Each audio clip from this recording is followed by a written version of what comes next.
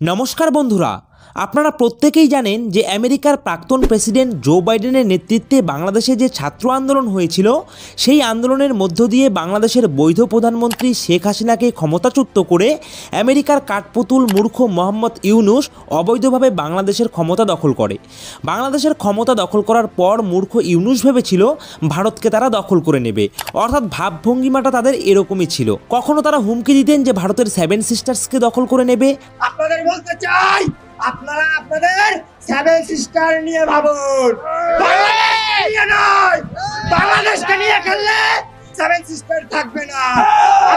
কখনো তারা বলতেন ভারতের বিহার, পশ্চিমবঙ্গ অথবা ঝাড়খণ্ড দখল করে নেবে। শরীফ, আমি বলে দিচ্ছি ভারতকে যে ট্রেনিং আমরা নিয়েছি, যে যুদ্ধ আমরা করেছি, আমরা শুধু 2 লক্ষ সৈনিক না, আমাদের সাথে 18 কোটি জনগণ আছে। আমাদের ট্রেনিং, আমাদের দক্ষতা ভারতের চেয়ে অনেক বেশি। আমরা যদি একবার সাহস করে আমার দেশকে যুদ্ধ করবে, আমরা বলে দিচ্ছি 4 দিনের মধ্যে আমরা কলকাতা দখল করে নেব। আমরা দখল করে নেব, আসাম দখল করে নেব। কখনো তারা বলতো পাকিস্তানের পরমাণু বোমা ধার করে নিয়ে ভারতের বিরুদ্ধে সেটা প্রয়োগ করবে। In order to change the Indian habitual perception, our only answer, as I feel, is nuclearization. Nuclearization does not mean that we have to be a nuclear power. Nuclearization, I mean that we have to develop a nuclear treaty with our former adversary, Pakistan. Pakistan is the most reliable, trustworthy security ally of Bangladesh. এমনকি এই মূর্খ ইউনূস ভারতকে সরাসরি হুমকি পর্যন্ত দিয়ে দিয়েছিল যে ভারত যদি শেখ হাসিনাকে ফেরত না দেয় তাহলে নাকি তারা ভারতকে দেখে নেবে। কথিত স্বৈরাচার শেখ হাসিনাকেও আমরা ভারতের কাছ থেকে ফেরত চাইব। কেবল দেশে নয়, গুম, খুন ও জুলাই আগস্ট গণহত্যার সাথে জড়িতদের আমরা আন্তর্জাতিক আদালতেও বিচারের উদ্যোগ নিয়েছি। আর বাংলাদেশের অবৈধ মূর্খ ইউনূস সরকারের যে বাচ্চা কাচ্চারা তারা প্রতি সপ্তাহে এই হুমকিগুলো ভারতকে দিয়ে যাচ্ছিল। মূর্খ ইউনূস ভেবেছিল ভারত থেকে শেখ হাসিনাকে বাংলাদেশে নিয়ে গিয়ে বাংলাদেশের মাটিতে শেখ হাসিনার বিচার করে কঠোর শাস্তি ঘোষণা করবেন, কিন্তু মূর্খ ইউনূস এটা বোঝেনি যে এত হুমকি ধুমকির পরও ভারত কেন চুপ ছিল। কারণ মূর্খ ইউনূস সরকার সবসময় চাইছিল যে তারা যে ভারতকে বিভিন্ন কথার মাধ্যমে আক্রমণ করছিল তার বিরুদ্ধে ভারত যেন কোনো স্টেপ নেয়। কিন্তু অবাক করার বিষয়, ভারত সরকার শেখ হাসিনাকে ফেরত দেওয়া তো দূরের কথা, বাংলাদেশের মন্তব্যের কোনো উত্তর না দিয়ে আশ্চর্য রকমভাবে চুপচাপ ছিল। আর সে সময় পরিস্থিতি এমন জায়গায় গিয়ে দাঁড়িয়েছিল যে ভারতের নাগরিকরা পর্যন্ত বিভিন্ন রকম দাবি করছিল যে ভারতের নরেন্দ্র মোদী সরকার কেন এই বিষয়ে কিছু করছে না বা মূর্খ মোহাম্মদ ইউনূসকে কেন উচিত শিক্ষাটা দিচ্ছে না। দেখুন, আন্তর্জাতিক ভূ রাজনীতিতে কিন্তু চটজলদি কোনো সিদ্ধান্ত হয় না, তার জন্য প্রয়োজন proper pre planning, ground report আর সুস্থ মস্তিষ্কের কৌশল। তবে এতদিন পর্যন্ত কিন্তু ভারত সরকার সেই কাজটাই করে এসেছে, অর্থাৎ প্রপার প্রি প্ল্যানিং, পুরোপুরিভাবে গ্রাউন্ড রিপোর্ট আর সুস্থ মস্তিষ্কের সুনিপুণ কৌশল সম্পূর্ণভাবে ভারতের আয়ত্তে চলে এসেছে। তবে এবার সময় এসেছে বাংলাদেশের অবৈধ মূর্খ ইউনূস সরকারকে উচিত শিক্ষাটা দেবার। যে অবৈধ ইউনূস সিংহের মতো গর্জন করত, সেই মূর্খ ইউনূসই এখন বিড়ালের মতো মিউ মিউ করছে।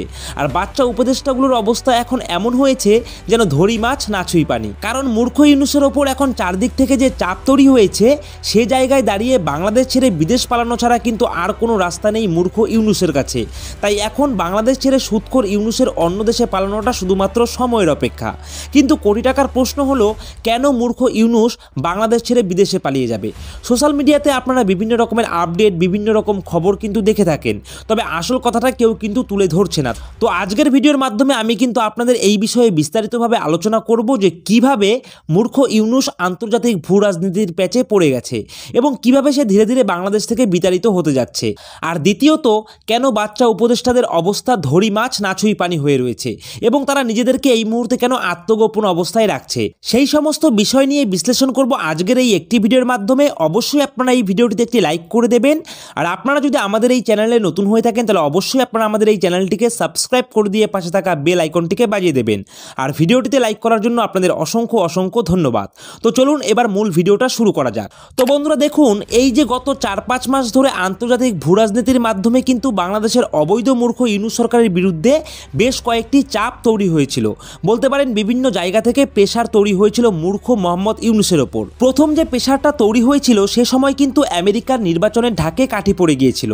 আমরা প্রত্যেকেই কম বেশি জানি যে 2024 সালের 5ই নভেম্বর আমেরিকার প্রেসিডেন্ট নির্বাচন অনুষ্ঠিত হয় এবং এর 2 মাস আগে অর্থাৎ সেপ্টেম্বর এবং অক্টোবর মাসে সারা আমেরিকা জুড়ে কিন্তু ভোটের জোর কদমে প্রচার চলছিল। আর ঠিক সেই সময়ে এই মূর্খ ইউনূস সবে সবে বাংলাদেশের ক্ষমতা দখল করলো। আর এই মূর্খ ইউনূসের কিছু অপদার্থ বাচ্চা কাচ্চারা ভারত দখলের স্বপ্ন দেখেছিল। ঠিক সেই সময় শেখ হাসিনা ভারতে বসে ঠান্ডা মাথায় আমেরিকার ডোনাল্ড ট্রাম্পের নির্বাচনী প্রচারে ফান্ডিং এবং লবিং করার সিদ্ধান্ত নেন। এখানে ফান্ডিং বলতে সাদা হোক বা কালো উপায়ে নির্বাচনী তহবিলে প্রত্যক্ষভাবে বা পরোক্ষভাবে অর্থ সাহায্য করার কথাই কিন্তু আমি বলছি। অর্থাৎ আন্তর্জাতিক বিশেষজ্ঞরা মনে করছে হাসিনার কাছে থাকা বিলিয়ন বিলিয়ন ডলারের একটা অংশ কিন্তু আমেরিকায় ডোনাল্ড ট্রাম্পের নির্বাচনী প্রচারে খরচা হয়েছে। এছাড়াও আমেরিকায় বসবাসকারী শেখ হাসিনার পুত্র সজীব ওয়াজেদ জয় ডোনাল্ড ট্রাম্পের নির্বাচনী প্রচারে লবিং করার জন্য যুক্তরাষ্ট্রের লবিস্ট নিয়োগ করেন, যা পরোক্ষভাবে ট্রাম্পের পক্ষে কিন্তু কাজ করে। 2024 সালের 12 সেপ্টেম্বর সজীব ওয়াজেদ জয় তার মালিকাধীন ওয়াজেদ কনসালটেন্সি ইঙ্ক নামের একটি কোম্পানির মাধ্যমে ওয়াশিংটন ডিসির একটা লবিং ফান্ড যার নাম স্ট্রেক গ্লোবাল ডিপ্লোমেসি তার সাথে 6 মাসের চুক্তি করেন, যে চুক্তির মূল্য ছিল $2 লাখ। আর এটা শুনে আপনারা চমকে উঠবেন, এই লবিং ফান্ডের নেতৃত্বে ছিলেন ক্রিশ্চিয়ানো বোর্চ এবং রবার্ট স্টেক, যারা 2016 সালে ডোনাল্ড ট্রাম্পের ইলেকশনের প্রচারের উপদেষ্টার পদে নিযুক্ত ছিলেন। চুক্তির আওতায় কথা হয়েছিল যে লবিস্টরা বাংলাদেশের সমস্যাগুলো সম্পর্কে মার্কিন সরকারের নির্বাহী এবং আইনসভার শাখার সাথে যোগাযোগ করবে। ডোনাল্ড ট্রাম্পের নির্বাচনী ফান্ডে শেখ হাসিনার ফান্ডিং এবং তার পুত্র সজীব ওয়াজেদ জয়ের লবিং যে কতটা কার্যকরী হয়েছিল তার প্রমাণ পাওয়া যায় তার পরের মাসে, অর্থাৎ 2024 সালের 31শে অক্টোবর ডোনাল্ড ট্রাম্প যখন তার এক্স হ্যান্ডেলে বা টুইটারে টুইট করে বাংলাদেশের সংখ্যালঘু নির্যাতন নিয়ে কথা বলেন। সেই টুইট থেকেই কিন্তু প্রমাণটা পাওয়া যায়। এখন ডোনাল্ড ট্রাম্পের পক্ষে ফান্ডিং এবং লবিং করার ব্যাপারে কে বা কারা শেখ হাসিনাকে সাহায্য করেছিল সেই বিষয়টা কিন্তু আমি পুরোপুরিভাবে জানলেও আপনাদের কাছে এই ইউটিউবের মাধ্যমে বলতে পারছি না। তার জন্য কিন্তু অবশ্যই আপনারা আমাকে ক্ষমা করবেন এবং আমার জন্য ক্ষমা সুন্দর দৃষ্টিতে দেখবেন। এবার যখন আমেরিকার নির্বাচনের ফলাফল ঘোষণা হয় সেখানে বোঝা যায় যে ডোনাল্ড ট্রাম্পই আবার নতুন করে আমেরিকার ক্ষমতায় ফিরছেন এবং তারপর থেকেই কিন্তু শেখ হাসিনা এবং শেখ হাসিনার যে দল আওয়ামী লীগ একটু একটু করে কিন্তু বাংলাদেশের মাটিতে ঘুরে দাঁড়ানো শুরু করে। অর্থাৎ 20 জানুয়ারি 2025 যখন আমেরিকার দায়িত্বভার গ্রহণ করে ডোনাল্ড ট্রাম্প, সে সময় শেখ হাসিনা এবং তার দল আওয়ামী লীগের আত্মবিশ্বাস এমন চূড়ান্ত লেভেলে এসে পৌঁছয় যে তারা ঢাকাতে হরতালের ডাক পর্যন্ত দিয়েছে। সে কথা আমরা কম বেশি প্রত্যেকেই জানি। আর এখন বাংলাদেশের আওয়ামী লীগের আত্মবিশ্বাস এতটাই প্রবল যে তারা বাংলাদেশের রাজপথ অলরেডি দখল করে ফেলেছে। আর এই বিষয়গুলোতে কিন্তু আমাদের নজর একদম এড়িয়ে যাচ্ছে না। এখন ডোনাল্ড ট্রাম্প যে সমস্ত নীতিগুলি নিচ্ছেন সেই সমস্ত নীতি কিন্তু বাংলাদেশের পক্ষে বলেই মনে করা হচ্ছে। আর তার সবথেকে বড় প্রমাণ হচ্ছে ডোনাল্ড ট্রাম্প দায়িত্বভার নেবার পরেই কিন্তু আমেরিকা এই মূর্খ ইউনূসকে সব রকমের অর্থ সাহায্য করা অলরেডি বন্ধ করে দিয়েছে এবং শেখ হাসিনাকে বাংলাদেশের ক্ষমতা থেকে চ্যুত করার পেছনে সবথেকে বড় যে মাস্টার মাইন্ড আমেরিকার কূটনীতিবিদ ডোনাল্ড লু, তাকেও কিন্তু তার পদ থেকে আশ্চর্যজনকভাবে সরিয়ে দেওয়া হয়েছে।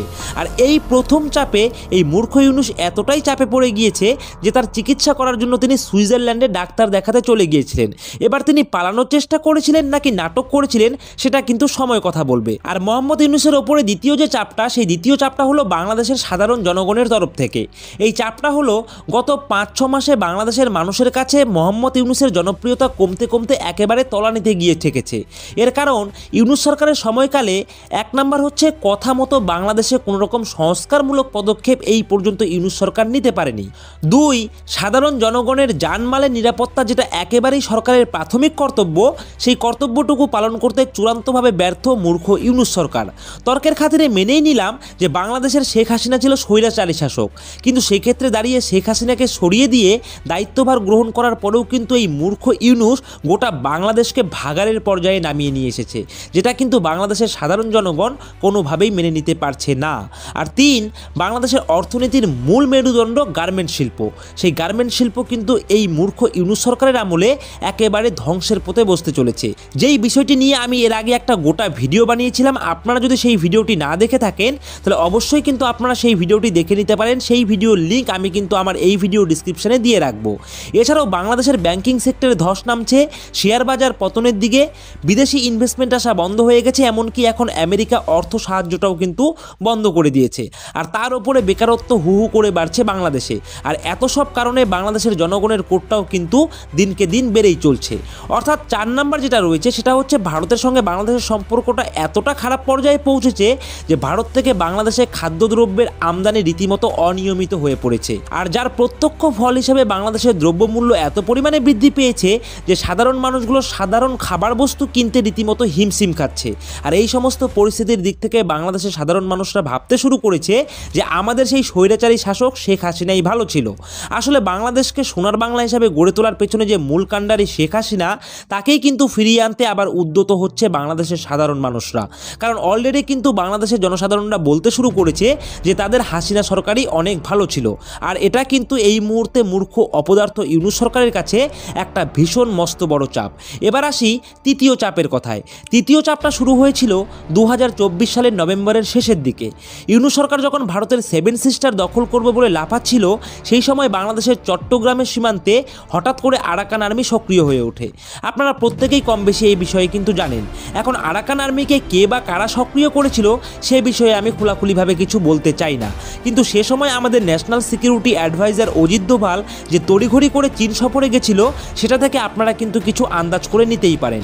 তবে যাই হোক, আরাকান আর্মিকে ইউনূস সরকার এতটাই ভয় পেয়েছিল যে সেই সময়টাতে ইউনূস সমস্ত মনোযোগ কিন্তু ওই এলাকায় আর্মির দিকেই রেখেছিল। আর সেই ভয় এবং চাপটা সম্পূর্ণভাবে এই মূর্খের ঘাড়ের থেকে এখনও অবধি নামতে পারেনি। আর তাই ভারতের সঙ্গে যুদ্ধ করব এটা ভাবার আগে আরাকান আর্মির কাছে চট্টগ্রাম দখল হয়ে যাওয়ার ভয়ে, অ্যাটলিস্ট যুদ্ধে জড়িয়ে যাবার ভয়ে কাঁটাবিদ্ধ হয়ে আছে মূর্খ ইউনূস ও তার অপদার্থ উপদেষ্টারা। আর মূর্খ ইউনূসের ওপর চতুর্থ যে চাপটা আসছে বাংলাদেশের অভ্যন্তরীণ রাজনীতি থেকে, যে রাজনীতিতে ইউনূস একদম বাজে খেলোয়াড়। আপনারা খেয়াল করলে মনে করতে পারবেন যে অগাস্ট মাসে যখন শেখ হাসিনাকে ক্ষমতাচ্যুত করে মূর্খ ইউনূস বাংলাদেশের প্রধান উপদেষ্টা হয়ে বসলেন, সে সময় বাংলাদেশের দুটি রাজনৈতিক দল, একটি হচ্ছে বিএনপি অর্থাৎ বাংলাদেশ ন্যাশনালিস্ট পার্টি এবং আরেকটি হচ্ছে জামাত ইসলাম, এই দুই দল কিন্তু ক্ষমতায় যেতে পারার আশায় এই মূর্খ ইউনূসকে কিন্তু প্রাথমিকভাবে সাপোর্ট দিয়ে যাচ্ছিলেন। কিন্তু কয়েক মাসের মধ্যেই যখন ইউনূস গদির স্বাদ বুঝে গেছে, তখন সে রাজনৈতিকভাবে দল গঠন করে বাংলাদেশের ভোটে জিতে নতুন করে বাংলাদেশের প্রধানমন্ত্রী হবার অলীক স্বপ্ন দেখা কিন্তু শুরু করলো। আশা করি এই বিষয়টাতে আপনারা অবশ্যই আমার সঙ্গে সহমত পোষণ করবেন। তো সেই মুহূর্তে দাঁড়িয়ে কিন্তু বিএনপি বিশ্বাস করেছিল যদি নির্বাচন হয় তাহলে আওয়ামী লীগের বিরুদ্ধে যে তৈরি হওয়া ক্ষোভ, সেই ক্ষোভকে কাজে লাগিয়ে তারা অনায়াসেই ক্ষমতায় আসতে পারবে। আর তাই নতুন দল গঠন করার কথাটা যখন বাংলাদেশে ছড়িয়ে পড়লো, সাথে সাথেই কিন্তু খালেদা জিয়ার বিএনপি দল অর্থাৎ বাংলাদেশ ন্যাশনালিস্ট পার্টি ইউনূসের পাশ থেকে সরে পড়লো। এখন এই অবস্থায় বাংলাদেশের মানুষের ভোট কতটা পাবে সেই বিষয়ে আশঙ্কা তৈরি হলে মূর্খ মোহাম্মদ ইউনূস বাংলাদেশের ভোটারদের বয়স কমিয়ে 18 থেকে 17 করতে চাইছে। সেক্ষেত্রে নতুন ছাত্রছাত্রী ভোটারদের ভোট ইউনূসের পক্ষে এলে সরকার গঠনটা যে অনেকটা সহজ হয়ে যাবে বলেই কিন্তু অলীক স্বপ্ন দেখছেন এই মূর্খ মোহাম্মদ ইউনূস। এখন ভোটারের বয়স যদি 18 থেকে কমিয়ে 17 করার প্রস্তাব কার্যকারী হয়ে যায়, তাহলে ভোটের চিত্র সত্যি সত্যি কিন্তু বদলে যেতে পারে। কারণ যেহেতু মোহাম্মদ ইউনূস ঘোষণা করেছে যে তিনি একটা নতুন রাজনৈতিক দল গঠন করতে চান, আর তার ফলে বাংলাদেশের রাজনীতিতে এখনো পর্যন্ত প্রচলিত আওয়ামী লীগ এবং বিএনপি দ্বিদলীয় প্রতিদ্বন্দ্বিতা কিন্তু ত্রিদলীয় প্রতিদ্বন্দ্বিতায় পরিণত হয়ে যাবে। এখন যেহেতু গত বছর মোহাম্মদ ইউনূস সিআইএ এর সহায়তায় এবং জোর সরস এবং ক্লিনটনের ফাউন্ডেশনের সমর্থনে একটা ছাত্র আন্দোলনের পরিচালনা করেছিল, সেই ছাত্র আন্দোলনের মাধ্যমে ইউনূস কিন্তু একটি রাজনৈতিক শক্তি অর্জন করে। তাই বর্তমানে যদি ভোটারের বয়স 18 থেকে কমিয়ে 17 করা হয়, তাহলে এর ফল কিন্তু ইউনূসের পক্ষে যাবে বলেই মনে করছে রাজনৈতিক বিশ্লেষকরা। আশা করি এই ব্যাপারটা আপনারা বুঝতে পেরেছেন। এখন যদি ছাত্রদের একটা অতিরিক্ত অংশ মোহাম্মদ ইউনূসের পক্ষে দাঁড়িয়ে যায়, তাহলে এর লাভ হবে কিন্তু মোহাম্মদ ইউনূসের দল এবং জামাতে ইসলামের, এবং সবচেয়ে বড় ক্ষতি হয়ে যাবে বিএনপির। অতএব পরবর্তী সময়ে আওয়ামী লীগ বাংলাদেশের রাজনৈতিক ক্ষেত্রের মূল চালিকা শক্তি বিএনপি বাংলাদেশের রাজনৈতিক অঙ্গনে মোহাম্মদ ইউনূসের ওপরে একটা ভয়ঙ্কর রাজনৈতিক চাপ অলরেডি তৈরি করতে শুরু করেছে এবং সেটাকে এখন অবধি জারি রেখেছে। এমনিতেই অতিরিক্ত আত্মবিশ্বাসী আওয়ামী লীগ বাংলাদেশের রাজনীতিতে প্রবল চাপ তৈরি করছে এবং তার উপরে বিএনপিও সেই একই রাস্তায় হাঁটলে কী পরিমাণ রাজনৈতিক চাপ তৈরি হবে সেটা কিন্তু এই মূর্খ ইউনূস এখন থেকেই সেটা খুব ভালোভাবে বুঝতে পারছে। যাচ্ছে। ওই যে কথাই আছে না, দূর থেকে সর্ষের ক্ষেত ঘনই দেখা যায়, আসলে সামনে গেলে বোঝা যায় তার অবস্থা। আশা করি আপনারা এই চতুর্থ চাপটাও ভালোভাবে বুঝতে পেরেছেন। আর এই সমস্ত চাপে যখন এই মূর্খ ইউনূসের নাজেহাল অবস্থা, সেই জায়গায় দাঁড়িয়ে পঞ্চম চাপটা আসতে চলেছে সরাসরি ভারতের দিক থেকে। এতদিন বাংলাদেশ সরকার ভারতের শিলিগুড়ি করিডোর বিচ্ছিন্ন করে দেবার হুমকি দিচ্ছিল, কিন্তু সম্প্রতি ভারতের পাল্টা কৌশলে এই মূর্খ ইউনূস মাথায় বাংলা টুপি পরে নিয়েছে। ভারত সম্প্রতি চিকেন নেকের কাছে হেভিলি মিলিটারি ডিপ্লয়মেন্ট করতে শুরু করেছে। ভারত ইতিমধ্যেই চিকেন নেক অঞ্চলে 33 ক্রপস মোতায়েন করেছে। এখন ক্রপস হলো একটা বড় মিলিটারি ইউনিট, যার মধ্যে একাধিক ডিভিশন থাকে। এই 33 ক্রপসের সদর দপ্তর হলো পশ্চিমবঙ্গের দার্জিলিং জেলার সুকনাতে অবস্থিত। আর এই সুকনা হেডকোয়ার্টারের আন্ডারে কী রয়েছে? রয়েছে 20 মাউন্টেন ডিভিশন, যেটা কালিম্পংয়ে অবস্থিত, 27 মাউন্টেন ডিভিশন, যেটা বিন্নাগুড়িতে অবস্থিত, একটা শক্তিশালী আর্টিলারি ব্রিগেড রয়েছে বাগডোগরা হাসিমারা এয়ারবেস, যেখানে রাফায়েল রাখা হয়েছে, এবং রয়েছে শেওকেওয়া হেলিকপ্টার ইউনিট, যেখানে কিন্তু বিধ্বংসী হেলিকপ্টার মোতায়েন করে রেখেছে ভারত। অর্থাৎ ভারত ইতিমধ্যেই এই অঞ্চলে ব্যাপক সামরিক উপস্থিতি তৈরি করে ফেলেছে। শুধু তাই নয়, 16 থেকে 19 জানুয়ারির মধ্যে ভারত ডেভিল স্ট্রাইক নামে একটা বিশাল মিলিটারি এক্সারসাইজ বা সামরিক মহড়া করেছে ভারতের শিলিগুড়ি করিডর এবং বাংলাদেশের রংপুর বিভাগের সীমান্তে। এই যুদ্ধাভ্যাসে ভারতীয় সেনাবাহিনী, আর্টিলারি ইউনিট এবং বিমান বাহিনী একযোগে অংশ নিয়েছে এবং তাদের শক্তিকে সম্পূর্ণভাবে প্রদর্শন করেছে। আর ভারতের এই ডেভিল স্ট্রাইক মিলিটারি এক্সারসাইজ বা সামরিক মহড়ায় মূর্খ ইউনূস রীতিমতো আতঙ্কিত হয়ে পড়েছে। এতদিন ধরে যুদ্ধ জিগির তোলা ইউনূসও কিন্তু কল্পনাও করতে পারেনি যে ভারত এত দ্রুত তাদের প্রতিক্রিয়াকে জানাবে। শুধু তাই নয়, বাংলাদেশি অনুপ্রবেশকারীদের ওপরে আমাদের বিএসএফ রিসেন্টলি কঠোর অভিযান চালাতে শুরু করেছে। এই সপ্তাহে বিএসএফ সীমান্তে বাংলাদেশি অনুপ্রবেশকারীদের লক্ষ্য করে রীতিমতো গুলি চালিয়েছে এবং অনুপ্রবেশকারীদের হত্যা করেছে। ভোর 3-4টের সময় মালদা জেলার সীমান্ত দিয়ে এই অনুপ্রবেশ চেষ্টা করেছিল, যার ওপরে কিন্তু বিএসএফ গুলি চালিয়ে দিয়েছে। আগে শেখ হাসিনার সময় নিয়ম ছিল যে অনুপ্রবেশকারীদেরকে লক্ষ্য করে গুলি চালানো যাবে না, কিন্তু এখন সেই নিষেধাজ্ঞা তুলে নেওয়া হয়েছে ভারতের পক্ষ থেকে। অর্থাৎ ভারত এখন পুরোপুরিভাবে আগ্রাসী অবস্থানে চলে গেছে। এমতো অবস্থায় যত দিন যাবে, এই চাপের ফাঁস কিন্তু মূর্খ ইউনূসের গলায় একটু একটু করে চেপে বসবে আর তার কণ্ঠ রোধ করে ফেলবে। কথা কিন্তু বিশেষজ্ঞরা অলরেডি বলতে শুরু করেছে। অলরেডি শেখ হাসিনার আওয়ামী লীগ সরকার বাংলাদেশে জঙ্গি আন্দোলন শুরু করেছে। বাংলাদেশের দ্বিতীয় বৃহত্তম রাজনৈতিক দল বিএনপিও কিন্তু এখন মূর্খ ইউনূসের ওপর রাজনৈতিক চাপ তৈরি করছে। আমেরিকা সব রকমের অর্থ সাহায্য করা বন্ধ করে দিয়েছে। আমেরিকার সঙ্গে ইউনূসের যোগাযোগের একমাত্র মাধ্যম ডোনাল্ড ট্রুকে তার পদ থেকে সরিয়ে দেওয়া হয়েছে। বাংলাদেশের নিত্য প্রয়োজনীয় দ্রব্যের দাম আকাশ ছুঁয়েছে, মানে নাজেহাল বাংলাদেশের জনগণ বলতে শুরু করেছে এর থেকে বরং শেখ হাসিনার শাসনকালই ভালো ছিল। তার উপরে চট্টগ্রাম সীমান্তে আরাকান আর্মি কুচ করছে, রংপুর সীমান্তে ভারতীয় সেনা গর্জন করছে। অতএব মূর্খ ইউনূসের বাংলাদেশ ছেড়ে পালানো ছাড়া কিন্তু আর এই মুহূর্তে কোনো গতি নেই। বাংলাদেশ ছেড়ে পালাবে এটা নিয়ে তো কোনো রকম বিতর্ক হবেই না, তবে বিতর্ক হবে যে তিনি কবে পালাবে। এ বিষয়ে কমেন্ট করার ভার আমি আপনাদের ওপরেই ছেড়ে দিলাম। কমেন্ট সেকশন খোলা রয়েছে, আপনারা কমেন্ট সেকশনে এসে নির্ভয়ে কিন্তু লিখতে পারেন যে কবে নাগাদ এই সুদখোর ইউনূস সোনার বাংলাদেশ পরিত্যাগ করবেন। এ মাসের মধ্যেই কি মূর্খ ইউনূসের বাংলাদেশ পরিত্যাগ করার কোনো চান্স রয়েছে, নাকি পরের মাস পর্যন্ত একটু অপেক্ষা করতে হবে? এই বিষয়ে কি মন্তব্য রয়েছে সেটা কিন্তু আপনারা অবশ্যই কমেন্ট সেকশনে লিখে জানাতে ভুলবেন না। আপনাদের প্রত্যেকের কমেন্ট পড়ার জন্য আমি অপেক্ষায় রইলাম। আর হ্যাঁ, ভিডিওটি যদি অবশ্যই আপনাদের ভালো লেগে থাকে তাহলে অবশ্যই ভিডিওটিতে একটি লাইক করে দেবেন। আর আপনারা যদি আমাদের এই নিউজ জিওপলিটিক্স ইউটিউব চ্যানেলে নতুন হয়ে থাকেন তাহলে অবশ্যই আপনারা আমাদের এই নিউজ জিওপলিটিক্স ইউটিউব চ্যানেলকে সাবস্ক্রাইব করে দিয়ে পাশে থাকা বেল আইকনটিকে বাজিয়ে দেবেন প্রতিনিয়ত এই ধরনের ভিডিওগুলি পাওয়ার জন্য। আর আপনারা যদি ভিডিওটিতে লাইক করে থাকেন তার জন্য আপনাদের প্রত্যেককে অসংখ্য ধন্যবাদ। অবশ্যই ভিডিওটিকে প্রচুর পরিমাণে শেয়ার করবেন যাতে করে আপনার বন্ধুরা এই বিষয়ে অবগত থাকতে পারে। তো বন্ধুরা, আজকের মতো ভিডিওটা এখানেই শেষ করছি। আবার পরবর্তীতে অন্য আরেকটি টপিক নিয়ে আপনাদের সাথে কথা হবে। আজকের মতো জয় হিন্দ, জয় ভারত।